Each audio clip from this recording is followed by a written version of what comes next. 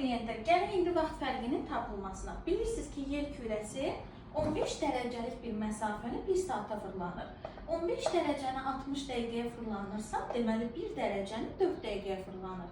Biz 1 dərəcənin 4 dəqiqə olduğunu bilərək, ölkələr arasındakı saat fərqini, hal-hazırda hansı ölkədə saatın neçə olmasını tapa bilərik. Və bizdə məsələdə burada qeyd olunub ki, nümunə olaraq, Bakıda saat 17:10-dur, 77 dərəcə şərq uzunluğunda yerləşən Delhidə və 74 dərəcə qərb uzunluğunda yerləşən New Yorkda saat neçədir? Nəzərinizə çatdırmaq istəyirəm ki, New York, Bakı və Hindistan eyni paralel üstündə yerləşmir. Sadəcə ölkələrin adlarını uzunluq üzərində qeyd edə bildiyimiz üçün bu formal bir xəttdir, yəni bir paralel deyil. Amma meridianlar real meridianlardır. Bakıda hal-hazırda 17:10-dur. Mən digər məntəqələrdə saatı tapmaq istəyirəmsə, mütləq şəkildə digər məntəqələrlə Bakı arasında dərəcə fərqini tapmalıyam. Məsələn, gəlin Hindistandakı, yəni Dehlidəki saatı hesablayaq. 50 dərəcə şərq uzunluğu və 77 dərəcə şərq uzunluğu arasında 27 dərəcə var. Mən 27 dərəcəni dəqiqəyə çevirmək istəyirəmsə, vururam 4-ə. 27-ni 4-ə vurduğumuz zaman 108 dəqiqə eləyir. 108 dəqiqə, 60 dəqiqə bilirsiniz ki, 1 saatdır. 108 dəqiqədə 1 saat 48 dəqiqə deməkdir. Ədəd oxundan həmişə yadda saxlayın. İrəliyə doğru gedirəmsə, yəni sağ tərəfə gedirəmsə, mən saatları toplayacaq, sol tərəfə gəlirəmsə, saatları çıxacaq.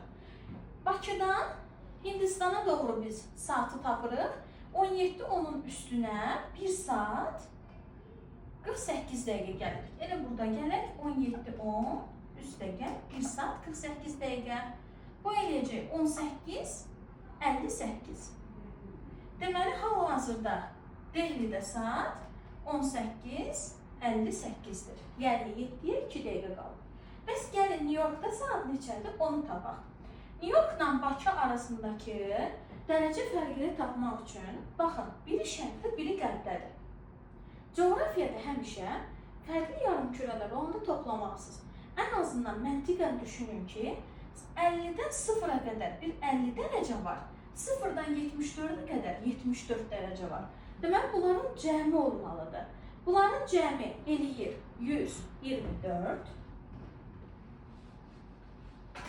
124 dərəcə. 124 dərəcəni də vururuq 4-ə ki, dəqiqəyə çevirə bilək. Bu eləyir 496 dəqiqə. 496 dəqiqəni saata çevirmək istəsək 8 saat 16 dəqiqə eləyir. Deməli, New York Bakıdan 8 saat 16 dəqiqə geridədir. 17:10-dan çıxacam 8 saat 16 dəqiqəni. Abituriyentlərin ən çox çətinlik çəkdikləri hissədən biri budur. Çünki saat böyük olanda, qonşuya gedəndə həmişə 10 götürürlər. Elə deyil. Siz əgər bu 7-dən bir dənə götürüb bunun üstünə gəlirsinizsə, siz bunun üstünə 60 gəlməlisiniz. Çünki 1 saat 60 dəqiqədir. 70-dən 16 çıxdığımız zaman biz 54 alacağıq. Burada 16 qalır. 16-dan 8 saat çıxdığımız zaman 8 qalacaq.